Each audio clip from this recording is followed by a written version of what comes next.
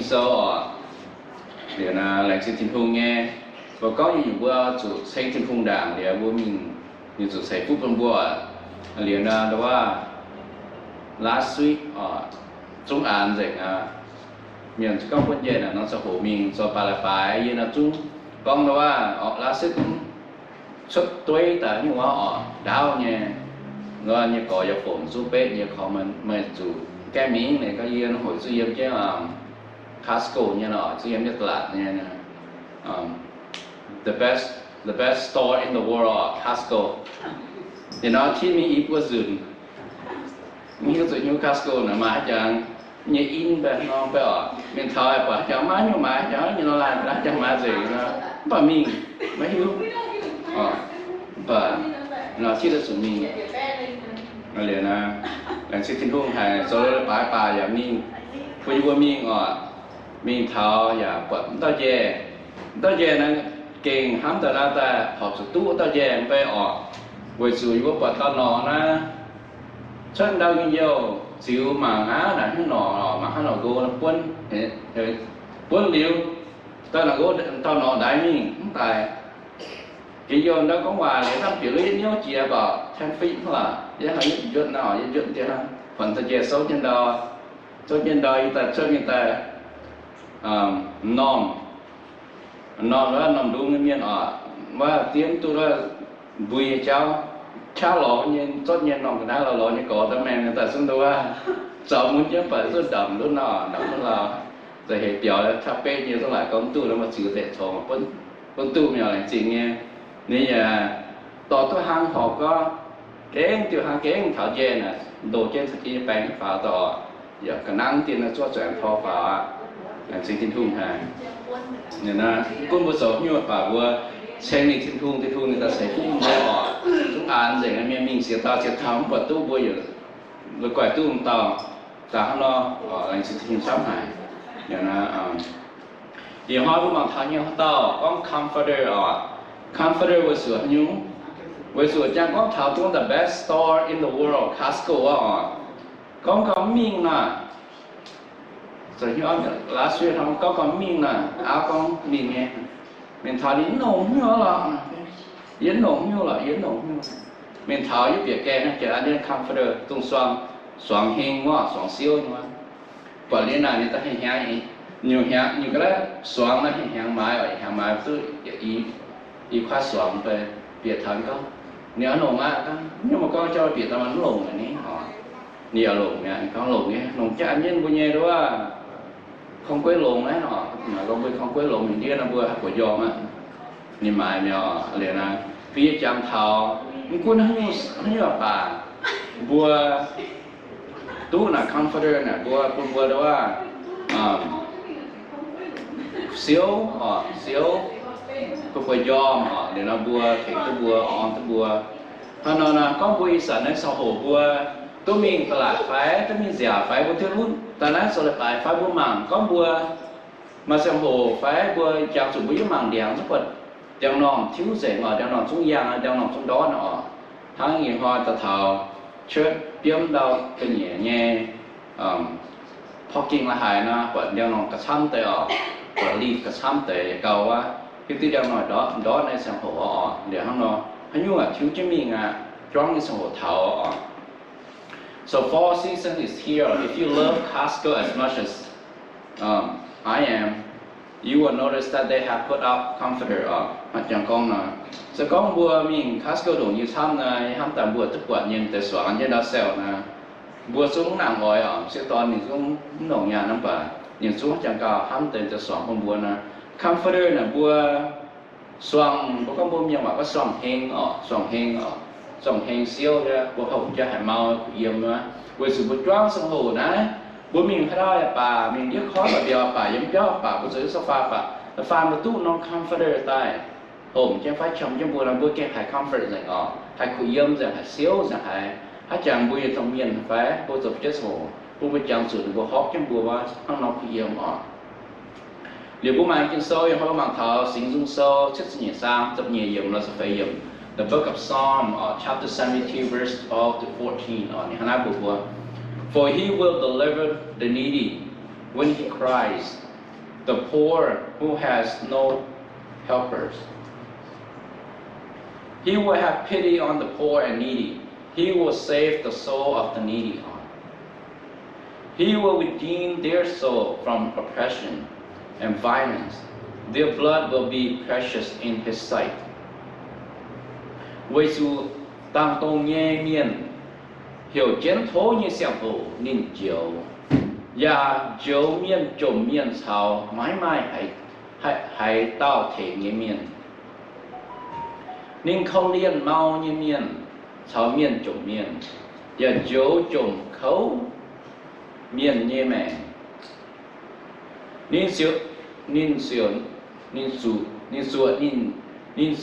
bua như mẹ, lấy đút chuối giấy chuột số tổ như cháu chiếu nên màng nên bua như mẹ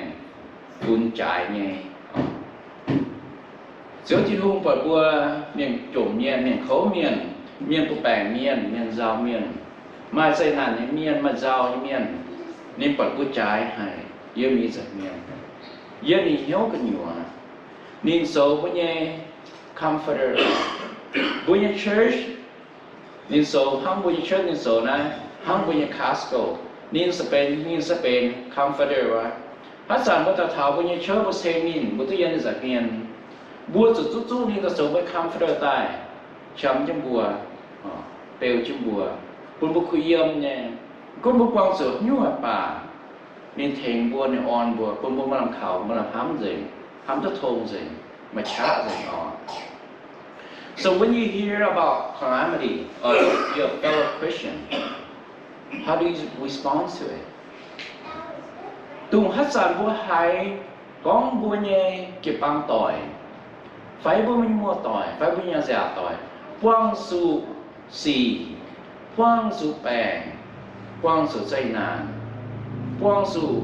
sa tán cái bỏ nên bùa sẵn bùa mà bùa hát nó xấuแต่ฟังว่าหายไปยังกี่ปังต่อเนี่ยว่าปุ่นน้ำแปลงโอ้เท่าปุ่นน้ำก้อนเนี่ยบัวฮันนอโซบัวยังมัวต่อยอาจจะต่อยหรือป้องสู่ใจนางเขาหาป้องสู่เจ้าหาบัวหายนั่นแต่เท่าปุ่นยังนอนบัวฮันนอโซ How do we respond to it? We, the believer and follower of Jesus Christ, should approach the situation with a selfless and compassionate attitude. Búa xiên chiếu Giêsu như miền, búa bén chiếu như Giêsu như miền, búa tự tao kỳ tủ như miền, búa tụ hài hát tao là bà, búa mua tỏi à giặc tỏi, phải chúng dây búa mua tỏi em dây búa tỏi, búa miền búa phải ôn tao miền này quang số dây nàng khấu hài, quang số bèn hồi như phải, đót công phải. Phong tỏi cũng già nó phải nếu phong như cháu khấu này mày bua sủ hăng nó bua sẽ như xui miếu bê ní dễu như miền bua ở sủ mai khâu liền hiếu bún thảo bua sẽ mai khâu liền nhé phim phim xuất tài bún thảo bua sủ bún nó bua ở nhà ở bún nó bua tút xíu trên thu nghề hắm như nó bua như mẹ on nó bua. So true compassion not only try to understand the calamity of pain of others, but also provide practical help. Calamity là ham disaster, but bong disaster cho bong sự khâu phải chạy nạn hay như bôi mèn phải không? Bong sự xì xăm hay như bôi mèn. Rồi bố un hay. Bố cái mà khâu liên như hiếu true compassion bún thảo bún nhẹ dạo tỏi phải. Với những mô tỏ với cái băng tỏ tung là vô quang sự nhé dây nàn quang sự khấu quang sự khỏe sang hồ đúng mà muốn nhiều cái nó mới nhé hiếu như sang hồ rồi nó quấy do nhà hãng khu sang hồ này bua sự maiเขาเรียนอย่าห้ามในบัวจะก้องบัวมาเหี้ยวเขาเรียกว่าห้ามในบัวบัวโจชดแต่พุ่นในบัวให้ถึงก็ในบัวนี่บัวไม่ยานบัวไฟบัวไม่มั่งในบัวไฟบัวก้องว่าอ่อนในบัวนี่เหี้ยวไฟในบัวเชื่อมสวยหิ้วบัวมาในบัวบัวถ้าบัวมาหิ้วเสยบัวหยับบัวในบัวอย่าจุ้งชุดเสยแต่มั่งกะห้างนอ hay thiện cái nông bùa So in time of calamity, we have the privilege of being the comforter to anybody, anywhere through prayer. Nó quang sự dây nà, quang sự khấu nà như xem hồ, quang sự bèn như xem hồ, quang sự giàu xem hồ, quang sự mắt chai xem hồ, vui như cái ba tỏi phải mua giàu tỏi phải vui trong miền phải vui á phải vui gồm quả phun phải vui kế phải, con nó tao bà tu nó xem hồ nó bua mà chém này mà xem hồ lỗ mà con bua hay tốt số, giờ khoái xoắn, giờ khoái bạch hòn, giờ khoái bằng khẩu giờ con nó bua hộp chứ nó bua bèo chứ nó bùa, con nó bây giờ còn nó tập buông phải, yếm còn nó muốn phải, yếm hay đào phải, chúng ta sau một tròn lại phải, yếm còn nó tòng phải, con nó bây giờ hải và bùa hai bè nó bùa nhẹ comforter, con nó khoái xíu hay như xoắn, để khoái mà phải on mà con nó làm khảo hả, yếm bùa ta cầu như hòa, yếm bùa ta cầu, bùa ta cầu như hòa, hay phải để khoái lốm hay như comforter con nó bùa. So no matter how far they are or where they live, they will receive God's comfort through your prayer. Có nơi bây giờ năm tàu là cô, bây giờ chơi em cô hãy, bố qua phun sau bây giờ, nếu bây giờ bố chơi, tông cha xuất mình, phải nếu sau cô như cái năm muốn cái năm tàu cái năm stay này, phải sau bây suy tập buông ta buông một tỏi yếm lô tập buông, nó bảo bố hay thế nó hay chút xíu trên hùng nghe, chiếu thì vùng hám như đôi mẹ, bèo chứ nó bùa con nó khảo nó hám, chỉnh thế nó bùa on chứ mà hiểu, xe bùa bùa yếm bùa ta cào, hát sầm bùa ta cào tháo, chiếu thì vùng, sum mong hải bùa ta cào như vậy, chiếu thì vùng sẽ bên được mấy comforter nha, nên bèo chứ nó bùa, cứ yếm nha xíu nha, không có được bao nhiêu hiếu là hải nhẹ nằm, không có nuôi mẹ hải là hải nhẹ nằm, và chiếu thì vùng bèo chứ nó bùa, xíu nha, yếm được bao nhiêu mẹ. So when you hear word of calamity, stop praying. Hana pun bua pun sing bua tiu, mungkin dah tahu apa. Bua tu hai pun mua toy jak toy kipang apa. Nuo puang su, hanu si apa. Biar thau bua nom, bui thau bua nom. Bua su, teng sing su yang bua teng nu ta kau. Teng nu bua so nu nya pe. Teng nu bua, jiu tu sei kong pun nu bua. Teng nu bua kau long nu bua hoang toy. Thấy nó bùa, rõ gì nó bùa nhẹ, hiểu dạo chuốt mình. Bùa nó bùa mà làm khảo, mà làm hắm gì. Bùa nó mà công sớm gì. Bùa nó bùa nhẹ bèn lông gì. Bùa hát sẵn, bùa hài thảo.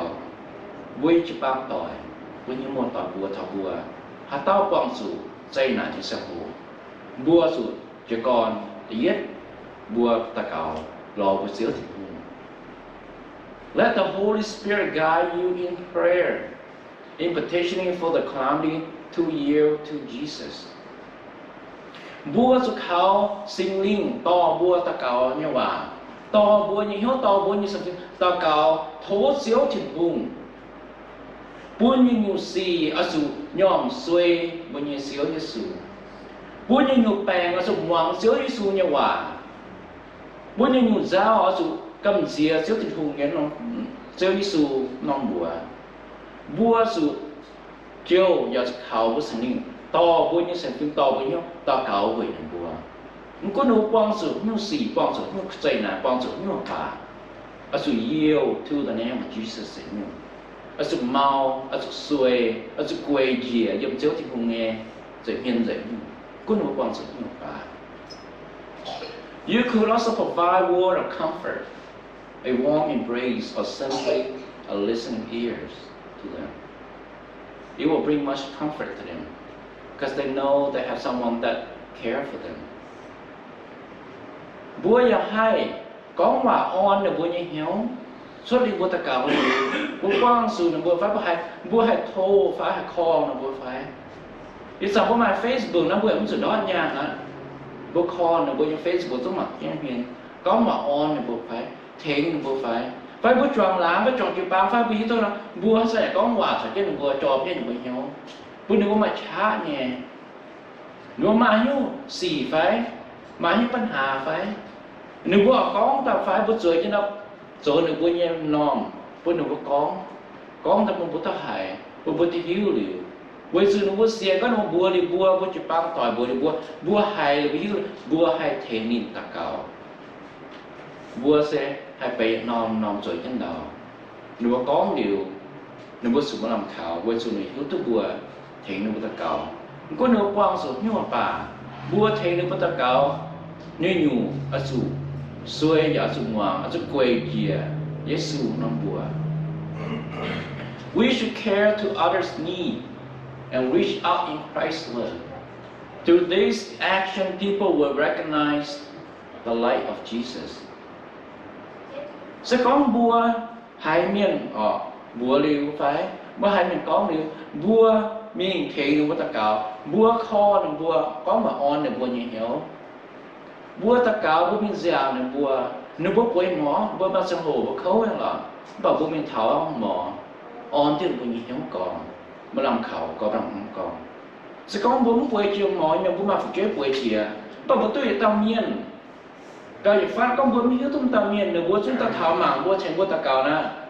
chúng hải bùa mà làm hám cò mà làm khẩu có mà chát cò lại xin được xíu trên vùng nhà hám bùa chúng cũng bảo xíu trên vùng chúng là khu yếm tâm nhiên chúng hiu chút nín chúng bạn nên ta thỉnh ta mạng gì mà cứ liền gì ta hám gì thỉnh ta cào sẽ có bùa quay chiều mỏi miền bùa thì hiu mày tâm nhiên bùa chụp băng tỏi phái chào tỏi phái một tỏi ta mảng bùa chúng lại xin con là bùa phụ này bùa thuốc xít tiếp cho mình hai liều chậm nhé không có bùa đã hạ cổ bùa xít liều chậm cái đồng hồi tạo miền ta mảng bùa thành bùa ta cào mà để số mãi những cái từ bùa và có hòa on bùa nhiều không có bùa quê không cho hiếu khuẩn giàu không bao giờ có ta già được bùa ta thành bùa ta cào liều bùa chúng nhận hàng hay mà giáo gì trong tàu không hay mau gì soạn như hay xíu của yếm gì. So Jesus anointed by the Father to bring good news to the afflicted, bind up the broken-hearted, and comfort all those who mourn. Siêu Giêsu nên như tia của sáng tia choถึง on trên hiện tại, giờ nó bằng cái xuất xứ là tỏ khu phiền của ta tạo ba miền, dùng địa miền, chùa nên quốc ruộng, tung ta tạo ở chủ sa tàn khỏi trên kim bỏ trên, tung ta tạo như hiếu môn hiếu hòa dình. Mày bèn cún chế mà xây nàn cún sáng mày sao cún chế là bùa nhẹ hiếu môn nhẹ hết tại một người được hết tại một người giống sinh có như miền thinh hung on chế này toàn chế sự địa tài ta cún là bùa mà làm khảo ta chiếu là bùa ta hắm là bùa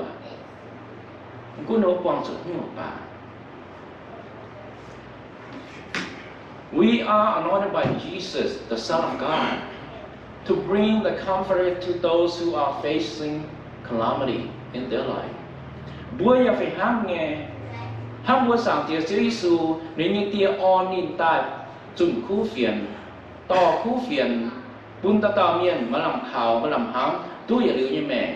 bùa ya phải ham nghe Chúa Giêsu nên ya on chứ bùa ta tạo bể như miền to nên nghe khu phiền bún ta tạo to nên nghe hám bún ta tạo to nên mà làm khảo bún ta tạo to nên chỗ soạn comforter đó to nên mình comfort quân nó có quan trọng như vậy quân nó quan trọng phương giàu quân nó chiếm cho cô phải chiếm cho một phải ở bùa ya giữa thì cùng on chung bùa to nên ta cào to nên hám nên bún thảo ta tạo chiếm nhỏ y hoa bố bạn cái số mà có comforter ở comforter thì khóa soạn của yếm hèn nghe bùa ta đã giữa thì cùng tại những sự kiện bùa ta tạo nên on chung bùa ta tạoอย่างไรช้างหลงหายอย่างมาสมโหหลงหายปุ่มบวที่หิวเสียวถิ่นหงเนี่ยห้ำบวตะเต่าคุณห้ำเต่าป่านเนี่ยห้ำใจเมื่อมาแปลงเก่าห้ำเจียกับโฮเจนี่เก่าห้ำเจียไม่เวชูนิ้งว่าพุ่มมันมูนว่าพุ่มมันเจ้าไม่ดอกโก้ไม่เจ้าสิญญาณนี่เจ้าแล้วญาณนี่เจ้า